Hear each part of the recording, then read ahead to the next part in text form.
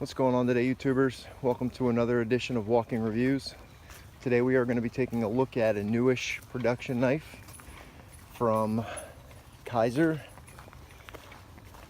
This is the second knife designed by Uli Hennicke.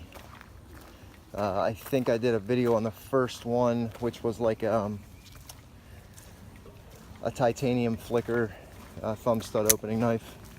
This one obviously you can see is a flipper. So let's go ahead and jump into the specs real quick. 3.4 inch blade of CPM S35BN. Pretty much the most ubiquitous higher end steel in the knife market today. And for good reason. It's just an all around pretty amazing steel. Takes a great edge, holds it for a nice long time. Super corrosion resistant, high polishability, just a very tough and yet usable steel, easy to sharpen too.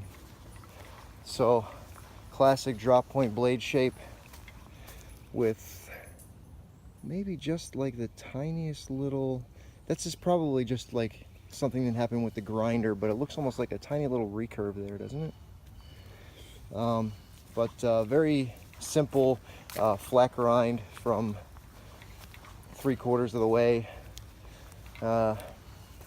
Fairly thin behind the edge as well, so very usable. And a decent edge from Kizer. Not their best, but definitely not their worst. It should shave hair off your arm. It's got this grinder's satin finish on there. Pretty nicely done. You can see kind of like my reflection in there. The Kizer logo, as always, with the blade steel and then model number on the show side, and then the name of the knife, which is the Sealion, Mr. Hennicke's maker's mark, and then under that I think it's like a, let's see if I can, there it is, Mesorunicum. I don't know what that means. Anyways, handle is obviously titanium, 4.4 inches, which puts this knife at just under 7.8 overall, which is under 8 inches is usually where I try to stay. I've strayed above that for a knife that I was really attracted to, but for the most part I try and keep it under 8. And that's like right in that sweet spot, 7.8 inches. So 4.4 inch handle gives you plenty of room for your hand here, for pretty much any size hand. They've obviously done some milling work here, almost like a bolstered effect. Sorry, I had a bug crawling in my ear. So like almost like a bolstered effect with like a scale type look. And I think it matches well with their classic pivot. That's the pivot you'd find on all of their knives, but it's got a little anodized pivot collar. Man, it is crazy. Bugs are everywhere today. So I think that gives it a nice look. There are so many Kizer knives that look very similar to each other. They just have that bead blasted titanium handle, and then like they'll change one thing. So it's nice to see a little bit of difference in one of their knives with the, like I said, that almost faux bolster milling work, and then the anodized pivot collar. Frame lock, obviously, 3D milled titanium pocket clip, carries very well in the pocket, and decently deep as well for a knife of this size.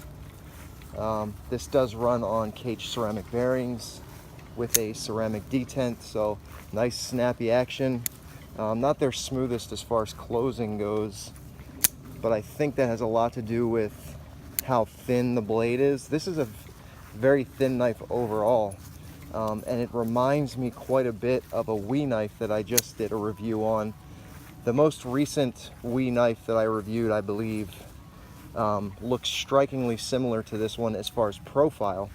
The Uli knife is a little bit bigger, and it has a finger groove here in the blade, but other than that, they are very similar as far as profile goes. The Uli knife has carbon fiber overlays, so they're obviously different in that regard, but still they struck me as being almost the same knife when I was looking at them side by side. Should have brought it with me so I could show you. As per usual, fit and finish is really nice. Centering is dead center. They did a really nice job contouring this titanium. You can give you a shot of that, so it's nice and rounded.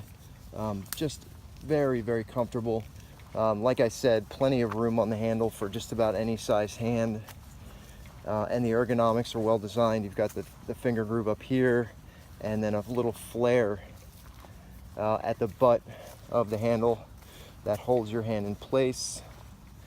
No jimping on the spine anywhere, but not really needed. You get plenty of traction, and this gives you a nice little bit of texture for your finger to grip onto as well. Yeah, so as far as like action goes, like I said, it's nice and snappy, very fast flipper, but definitely not when it comes to like shaking it closed. Not their smoothest ever, but not bad either. There's a whole lot worse out there, trust me. Weight wise, thanks to this open construction and double standoffs, we're looking at 3.7 ounces.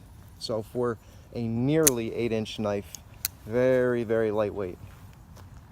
And it carries well in the pocket too because of that slim profile.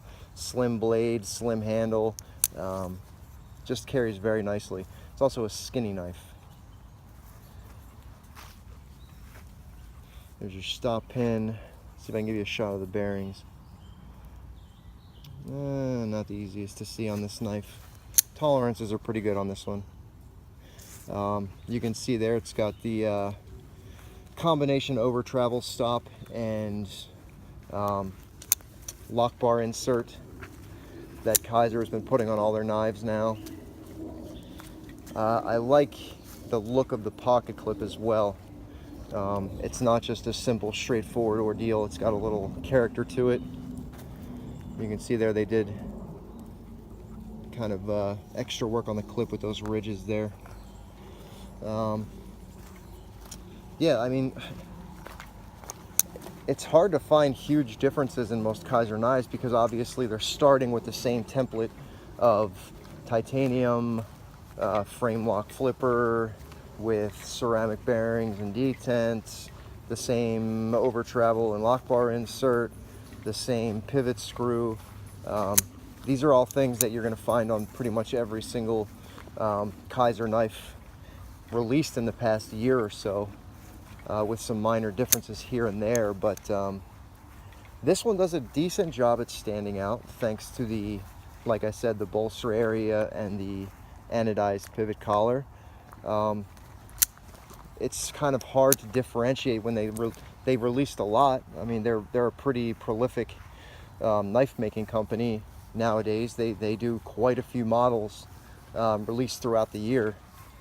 But, you know, I think it definitely helps that they're partnering with custom knife designers who have unique vision. And I think you can definitely say that is true of Uli Hennicke.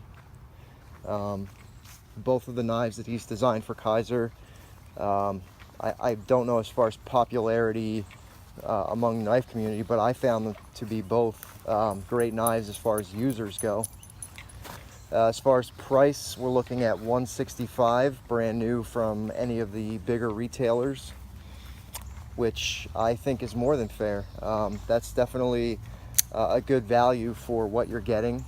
A custom collaboration knife with all the bells and whistles that Kizer includes on their models. Excellent fit and finish. Very usable and yet kind of collectible as well. There are obviously plainer models that Kizer releases, so finding the ones that kind of speak to you, that's really the name of the game. I tend to pick up everything that's within my wheelhouse that they release just so I can review it, but for the most part I get rid of them. There aren't all that many that speak to me so deeply that I have to keep them afterwards. But I think that's kind of like the whole purpose of them releasing so many models. There will be something that should speak to you, some little variation or maker that just catches your fancy, and I think that's kind of their design philosophy, almost like carpet bombing. Just throw out as much as you can, and eventually something's going to hit. So yeah, definitely value there at $165. I think that's a very good price point. You're getting top of the line materials and a custom collaboration knife that's been executed just about as well as it could have been. So kudos there to Kizer, as usual. They did a great job.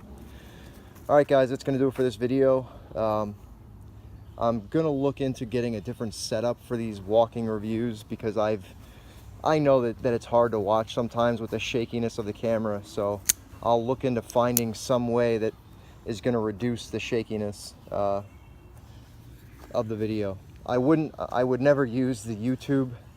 YouTube gives you an option to steady a video, but it turns the quality to absolute complete and utter shit. So that's not really an option. I'm gonna have to, if any of you guys can think of another way of doing that, definitely let me know. I'm also gonna have a giveaway for 1,000 subscribers, which is rapidly approaching, which kind of blows my mind. I can't believe 1,000 people give a shit about pocket knives and my opinion on them. So that's pretty cool. I'll have to do something pretty big for that. All right, guys, that's gonna do it. Take it easy.